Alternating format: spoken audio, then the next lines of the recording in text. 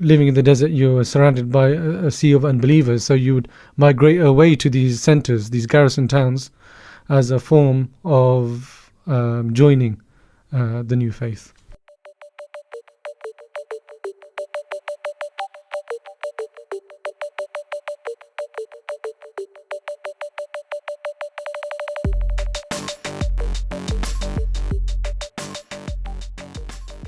Hello and welcome I'm your host, Talha Ahsan. Since the Prophet made his migration or Hijra from his birthplace in Makkah to establish the nascent Islamic state in Medina, the theme of Hijra has been an abiding one in the Muslim psyche. Here to discuss with me his research on the subject is Dr. AneesLodhi. Welcome, Dr. Lodhi. I'm very happy to be here. Now, one imagines there's already been quite a lot written on the theme of Hijra. Why did you feel there was a need to look at it? Well, the genesis of the idea came from my MPhil in social anthropology at the University of Cambridge. I did that under the supervision of Professor Susan Bailey, who is an expert on the historical anthropology of South Asia. My particular subject for my thesis, at least for the master's level, was on migration from South Asia, or particularly Pakistan, to the UK. And the actual core theme of my research was on how religiosity changes and transforms through the process of migration. And through this research, I came upon the theme of Hijra as a recurrent one. It was a constant motif that kept on reoccurring. So that formed the basis of me actually looking back and moving away from contemporary society and thinking, actually, where does this idea stem from, and going back into my first subject, which was history. Okay, so let's go to the beginning. So Prophet's Hijra would have been one that became developed into legal theory, into theology, no doubt with sectarian glosses. Tell us about how the Hijra of the Prophet has been interpreted by early Muslims and across the different sects. But one thing to understand firstly is the concept of migration was a mainstay of Near Eastern monotheistic beliefs. So even in the time of the Prophet, famously when the Prophet received his revelation, he went to his wife she took him to her cousin Waraqa ibn Nawfal, who famously described of how the beliefs that you are believing in, these are something that has come from previous generations, and every person who comes with this kind of message is driven out from his own home. And so the Prophet, with incredulity, he actually famously replied, "Awa mukhrijiyahum, are they going to drive me out of my home?" And Waraqa ibn Nawfal said, "Yes, and I wish I was alive that I could be with you during this time." So we understand that this has numerous precedents in Near Eastern history. So you have the Prophet Adam moving away from heaven, you have Noah moving from Canaan, Moses moving from Egypt, Abraham as the father of Judaism migrating away from his homeland by God's order, as did Hagar, the progenitor of the Ishmaelites. So it's something that it's not unique to Muslim history, and even in Judaic terms, the concept of exile is extremely important in Judaic history. So traditionally, when someone was to study the history of Judaism, it's split into pre-exilic, exilic, and post-exilic periods, and very much so. The faith of Judaism was formed during the diaspora. After the destruction of the Temple Mount by the Babylonians in the 6th century BCE. So this concept of Exodus is one that can be linked to the Hijra, although they are very different concepts, but it's something that you could argue is a precedent. And it's something that one scholar known as Jan Assmann, he's a cultural historian and an Egyptologist and a biblical scholar as well, he coined the term of nemo-history, or looking at the past as a form of collective memory that is reconstituted and reinterpreted throughout different ages. And in essence, it's a history of cultural memory, and to see how memory is mobilized and contested and transformed by various agents and groups. And so my work on Hijra, which is actually which is my PhD, but is actually going to come out as a monograph soon, takes this approach. So in essence, I'm not trying to affirm or to kind of negate the historicity. I'm bypassing that altogether. So anyone who knows about early Islamic history knows that there's an issue of sources, and traditionally there's two camps. One is the more skeptical side, and one is the more believing side, in the sense that they believe the early Muslim historians faithfully dictated and projected the history of the early Muslim state. So I bypass that altogether and look at how Hijra was constituted as a form of cultural memory. So if we just focus on that formulaic period of Islam, we know that the Hijra marked the beginning of the calendar that the Muslims used. Now, how does Hijra become a theme when the Islamic stage is established, and yet we have all these other sects like the Khawarij, who also draw inspiration for things like the Hijra? Could you tell us something about those dynamics? Yep. So during the time of the early Islamic State, the various confessional groups looked back at the time of the Prophet to reformulate their own ideas of what constitutes orthodoxy. And so one of the understandings of Hijra is the fact that Hijra is a form of fleeing from persecution. So the Prophet, he went through a process of the propagation of faith, and the very fact of believing in one God was reason enough to be persecuted by the Qurayshi elite. So that's one understanding of Hijra, i.e. Hijra as forced migration, to use the term of modern sociology and anthropology.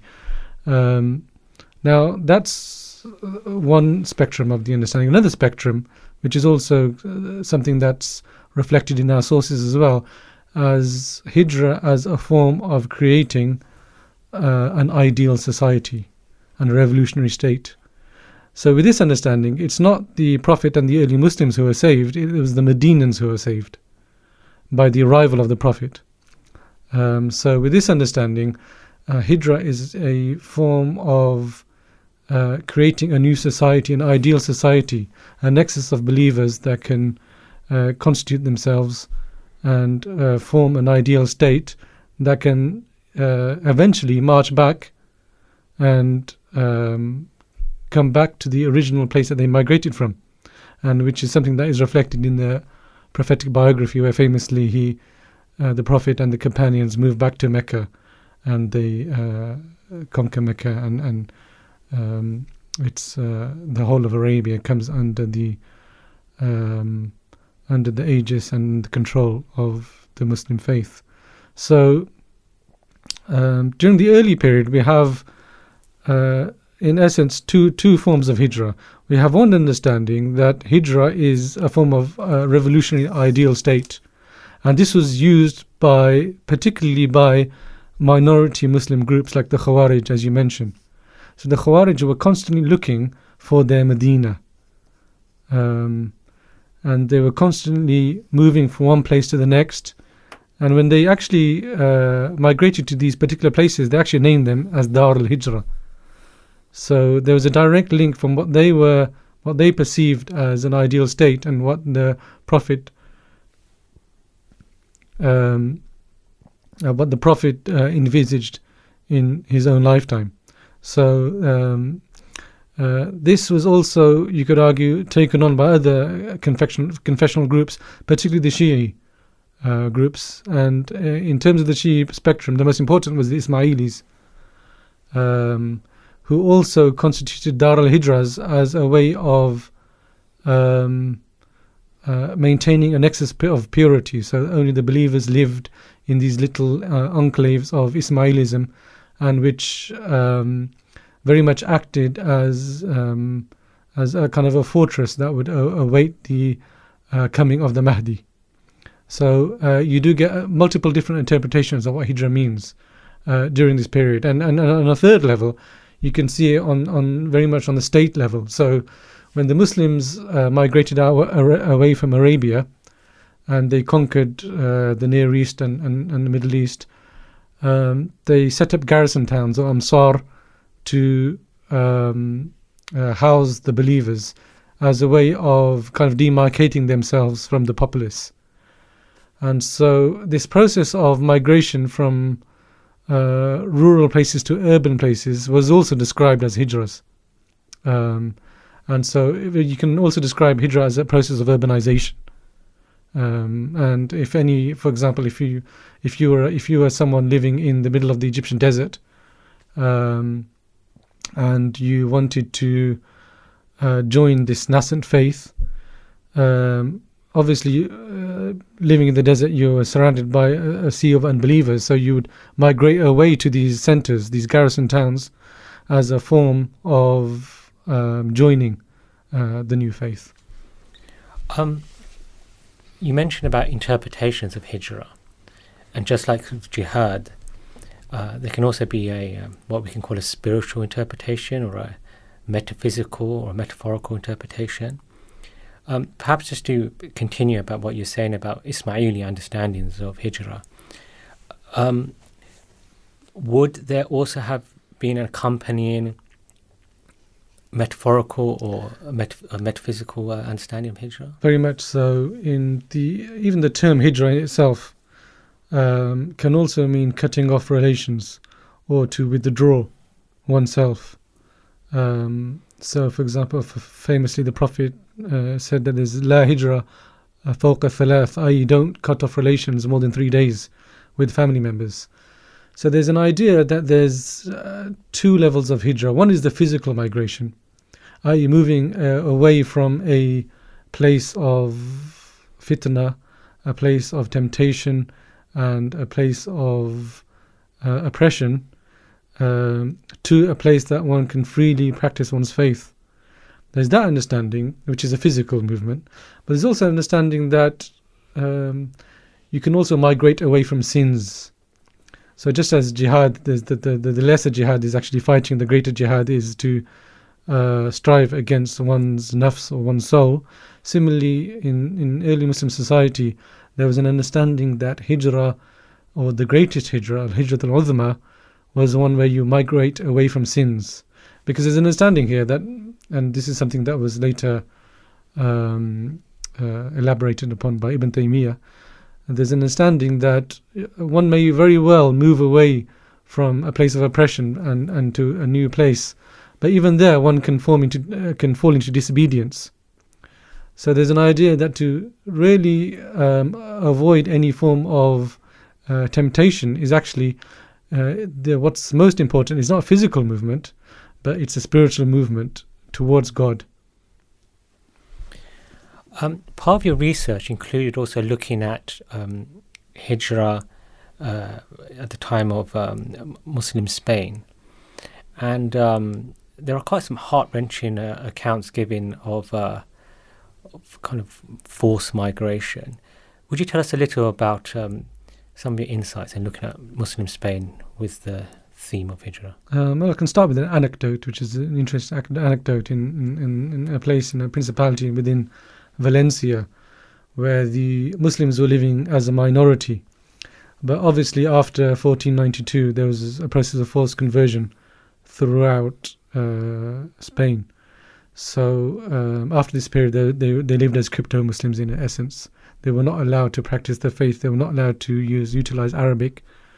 So within this particular locality, the Muslims there, they used to take a bath on Fridays, which is customary within Muslim households. Every Jummah or Friday, a Muslim would take a bath. Now, when the Christian ruler, the local ruler, found out about this, he said that this is a custom of Muslims. Why are you still taking a bath? You are supposed to be Christian. So he banned taking a bath on Fridays. So the Muslims, within that situation, obviously, they were on the point of either accepting death.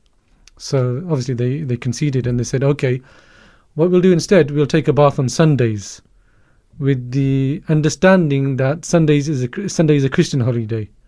So we'll take a bath then, and hopefully we'll get the same reward that we would have gotten if we had taken a bath on Fridays. So the local Christian ruler, he found out about this as well, and he was surprised, and he said, I'm banning bath on Sundays as well, so everyone has to be dirty like the rest of us Christians.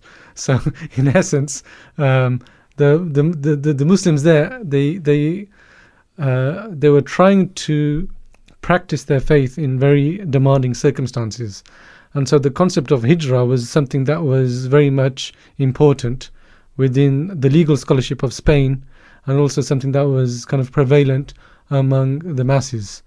And so famously there was the Maliki scholar Al-Wanshirisi, who wrote a treatise called Asna al-Matajir, which is in essence the first full-length compendium of fatwas on the concept of Hijra.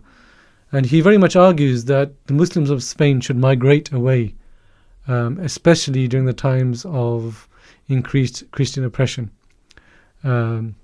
And through my thesis, I actually make an argument, which is an argument against which one prevalent argument that is in the academic literature is the fact that the Muslims, they migrated away from Spain because of the hardline stance taken by the legal scholars, the Maliki legal scholars, on the subject of Hijra, i.e., if you're living under a non-Muslim state, you should migrate away from that place. And so you could argue the exodus of Muslims from Spain was something that was the fault of that lied within the Muslims themselves. Now, I argue against this because I argue that traditionally the Muslim scholars had no problem actually with the Muslims living as a minority in Spain, as they were in the process of Reconquista. There was long periods where Muslim lived as minority. The problem actually was that the fatwas that were issued that encouraged Hijra were issued at the times of Christian oppression. I.e., the problem wasn't the fact that the scholars and the legal jurists were hardline. The problem was, as oppression increased, a natural concomitant of that was the people who would try to migrate away from that area. So the vista or the kind of the imagery of the prophetic Hijra was very much alive during Islamic Spain, all the way till 1614 or 1612, when the last crypto Muslims were first forcibly expelled from Grenada and other places into North Africa. Would you tell us some more about some of the sources you looked at, particularly for Muslim Spain? Of course, there are many legal treatises. Do we have any literary or personal accounts? Well, the issue of source is an interesting one, because what you have is in early Islam, you had no concept of Muslims living in ignominy and living outside of the boundaries of Dar al-Islam, i.e. the Muslims were victorious. So you can think of the expanding Umayyad and Abbasid phrases.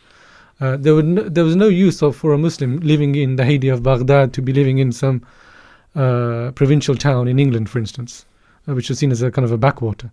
So during that time, when the kind of the legal jurists discussed the issue of Hijra, it was never actually included within the mutun or the legal primer literature. What we do have during the Spanish period, we have a kind of a transition. So you might not get a Bab al-Hijra the same way like a chapter of Hijra, the same way you'd get a Bab al-Jihad or chapter of Jihad within the fiqh books. But what you would get is compendiums of fatwas. So this is a conscious decision. So the idea there's a matan or a primer or a kind of set text which is applicable to all places and all times. Then you get the shuru', which is the explanation of this text, which is, you could say, is a bit more individualized to a particular context. And then on the other end of the spectrum, you get the fatwas, which is an extremely specific answer to a specific question. So the hijras actually came within the fatwa literature. You didn't get it in the mutun and you didn't get it in the shuruh. The reason being is because the Muslim jurists understood that hijra was a very potent and a dynamic concept, and it could easily be misinterpreted. So that's why we do not get a bab al-hijra or a chapter of hijra within the fiqh books. What we do get is specific fatwas for specific times.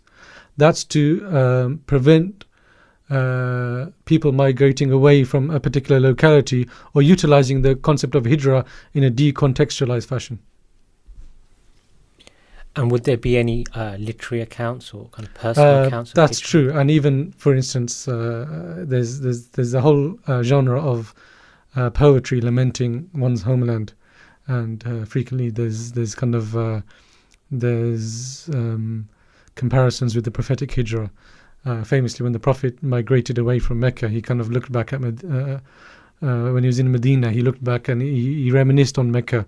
And one of the companions, Bilal, for instance, he became sick, and he reminisced and he kind of quoted poetry on one can never kind of, nothing can replace one's homeland. And you get a similar concept in Muslim poetry in Spain, and a similar thing that occurs in other places as well. Similar to the theme of hijra, I imagine, is the theme of rihla, of people traveling to seek knowledge, or possibly traveling to seek some kind of spiritual enlightenment in other parts of the Muslim world.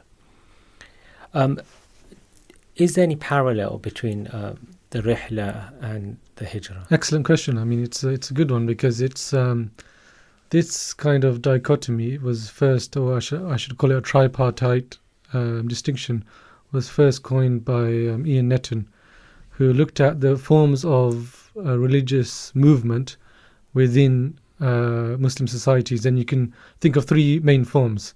One is, as you mentioned, rihla, which is traveling for knowledge or traveling for experience.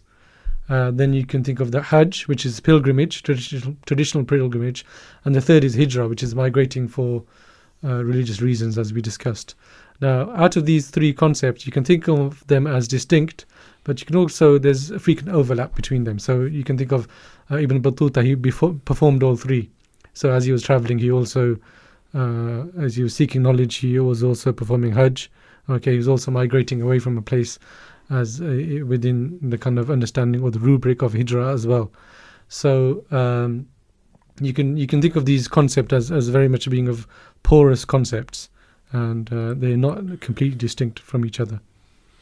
I mean, there's already a rich genre of travel literature from the Islamic world, and we do see a lot of travel, and I think those of us living in the modern times can sometimes find it difficult to think of pre-modern world without nation states or passport controls.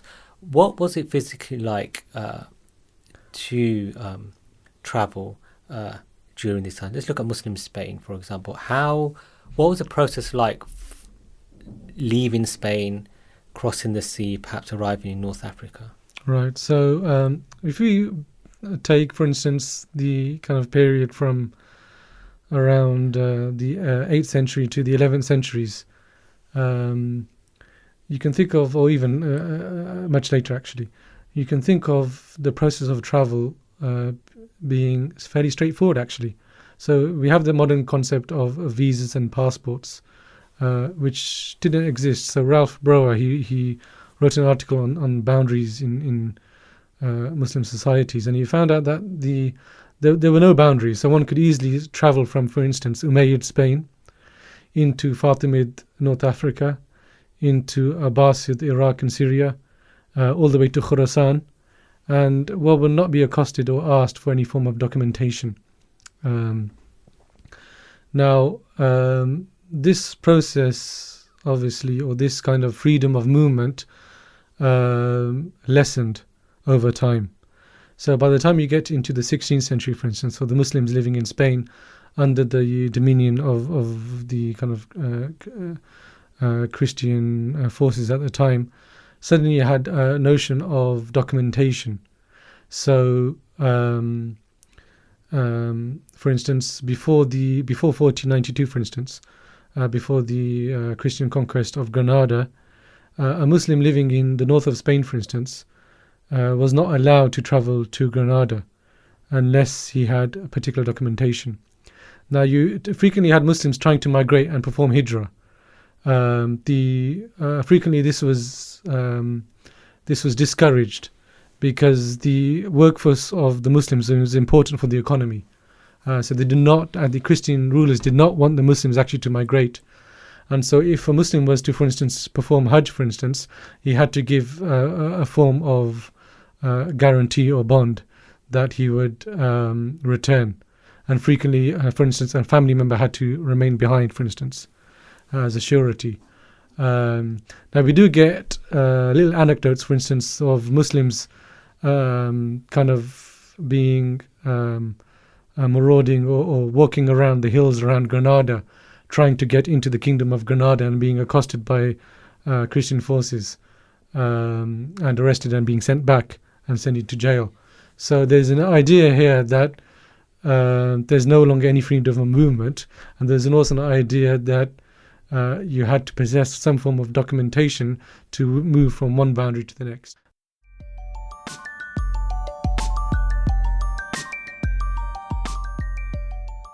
I want to move to a earlier period of mass forced migration. That's of the Mongol onslaught upon the Muslim world. Excellent, yeah. How do you think, what comparisons or what commonalities do we see when we contrast Muslim Spain with Mongol onslaught? It's a good question, actually. When you think of Muslim societies, you think of the Islam as expanding in the initial phases, the Prophetic, the Rashidun, the Umayyad and Abbasid caliphates. And then you see certain disasters that occurred according to Muslim tradition. As you mentioned, one of them was the Mongol conquests. The other main one was the Crusader states, so the Muslims being expelled from Jerusalem. And the third one was obviously, as I discussed, Muslim Spain. So the fall of Toledo, which was a big kind of setback within the kind of collective psyche of the Muslims. Now, if you were to compare Islamic Spain to, for instance, the Mongol conquests and the Crusader states, what you have actually is Hijra. It doesn't take that same level of importance. Now, I argue within my research that the reason this is because it's you could argue that both the Mongol conquests and the Crusader states were temporary. So as the Muslims were there was a process of mass expulsion and genocide. Within 3 generations, the kind of the rule was still Mongol, but it was an Islamized form. And the same thing with the Crusader states. They ruled for a few generations, but then obviously these states fell as well. So you don't have the importance of Hijra, or you don't have that centrality of Hijra within those 2 examples, like you do that in Muslim Spain. I'm still quite fascinated by how there's a difference in how, for example, an established state would think about the Prophet's Hijra and Hijra in general, and then rebel sects would conceive of Hijra. Would you be able to speak something about how, for example, the Fatimids would have conceptualized a notion of Hijra? Yeah, I mean, it's a good question because there's an idea that there are believers, but then there's true believers. And you get that within Shia thought, where you have a Darul Islam, which is the abode of Islam, but you have the Darul Iman, which is the abode of true faith. And the abode of true faith is where fellow Shia live in harmony, and you are everyone is in agreement in terms of their beliefs. So within Ismaili and Fatimid thought, there was an idea that the Mahdi would not arrive until a Dar al-Hijra was established. So the Ismailis, especially the Qaramit or Karmatians, they frequently kept on creating new nexuses of Dar al-Hijras in more and more remote places, similar to the Kharaj, as I mentioned before. Now, what happened as the first Fatimid Caliph, Abdullah al-Mahdi, he changed this concept. So there was an idea that the Mahdi would return and there would be a kind of triumphant eschatological period of the end of times. Now, what he did was, as the founding of the Fatimid Caliphate, he declared himself as the Mahdi, and he declared himself as the next Imam. So, as the Fatimid Caliphate expanded from North Africa with the Sanhaja Berbers, and then into with Al-Mu'izz conquered Cairo, and then obviously further on with later caliphs and imams of the Fatimid lineage, what they found was that they suddenly found themselves in control of multiple different confessional groups and multiple different denominations, Sunnis, Jews, Christians. So within this period, they downplayed the concept of Hijra. Hijra was, in its beginning, a revolutionary concept, something to bolster the nascent state. But once the state had established themselves, they actually no longer had any need for this concept. So the Fatimid state actually repressed even the Qaramita, who in essence followed some of their beliefs. The Qaramita, to those who don't know, were a kind of a millenarian form of Ismailism. So they repressed this, and they kind of downplayed the concept of Hijra because it was no longer of use. They had their state, they had their kind of burgeoning civilization, so it was no longer of any use. Although obviously to minority groups who did not see this as a true Islamic state, they kept up this concept of Hijra. So they continually migrated from one place to the next, although even then, even within the example of the Qaramita, they died out as well. And I wonder how the concept of Hijra might tie in with the concept of taqiyya amongst the Ibadis or the Shia. It's a good question actually, because within the Shia thought, and actually within the Khariji thought as well, they both have this concept of Dar al-Taqiyya. Now within the Khariji thought, they have a slightly different understanding of what taqiyya means here. The Dar al-Taqiyya here is the abode of withholding one's true affiliations. So a Khariji, would, for example, the extremist sects such as the Azariqa, they would travel to a Muslim city, but they would class that as Dar al-Taqiyya, i.e. this is not the abode of true faith. One had to actually go to Dar al-Hijrah to really practice one's faith and be a true Muslim. Similarly, within the Shi'i thought, there was the concept that this is outside of, for example, the Fatimid Caliphate, this is a Dar al-Taqiyya as well. One could not be a true or a full-fledged Muslims within this state. Now, what's interesting is that the Ibadis, as you mentioned, they had a more moderate understanding of this. They had the understanding that the palace of the Sultan was the only problematic area. Everywhere else was fine. So the Sultan might be a baghi or someone who is transgressed the bounds, but everywhere else was fine. So one could easily live in Baghdad, within the environs of Baghdad or Damascus, and one could be a true Muslims. Now, however, for extremist sects like the Qaramita or the Azariqa, to be a true Muslim, one actually had to be physically present within the Dar al-Hijrah. Okay, so here the concept of the Dar al-Islam or Dar al-Hijrah took precedent of the concept of Ummah, which was the Muslims could be present anywhere around the world and still be a true Muslim. This was very much an extremist understanding. The mainstream Muslims understood that one could be true Muslims wherever one found themselves. So the Muslims, for example, when we talked about the migration from Mecca to Medina, there was also migration from Mecca to Abyssinia, where there's a famous migration where they came under the kind of dominion of a just Christian king. So there is a precedent to live within a non-Muslim state, and this was kind of elaborated upon by the jurists, and they gave frequent justifications for this, i.e. if Muslims always kind of were insular and only stayed at the places where they found fellow Muslims, the faith would never have expanded in the first place. So within early Islam, you have Muslims living within Nubia, within places in India. There's a famous anecdote where Al-Hajjaj, the kind of the strongman of Iraq, he expelled some Muslims, and they found themselves all the way in Malabar on the west coast of India within the period of early Islam. And then we have some anecdotes of them living within Hindu dominion, and they kind of living as an oppressed minority. They have to hide the fact that they're Muslims. They can't call the prayer out loud. They have to kind of wear particular garb.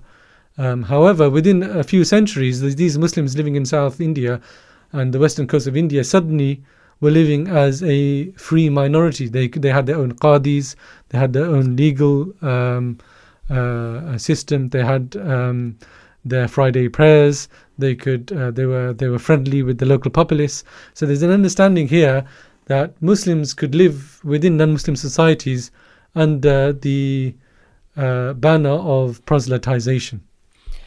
It appears what we have here is Hijra is not just about physical movement, but there seems to be a very dynamic, fluid understanding, because it doesn't seem to be just about numbers. It seems to be about power as well, and how someone views oneself as powerful, even as a minority, right, will differ from area to area. I just want to finish off by flipping it and asking what Hijra might have meant for non-Muslim minorities under Muslim rule. You spoke about how there was already a kind of pre-Islamic themes of migration and exile.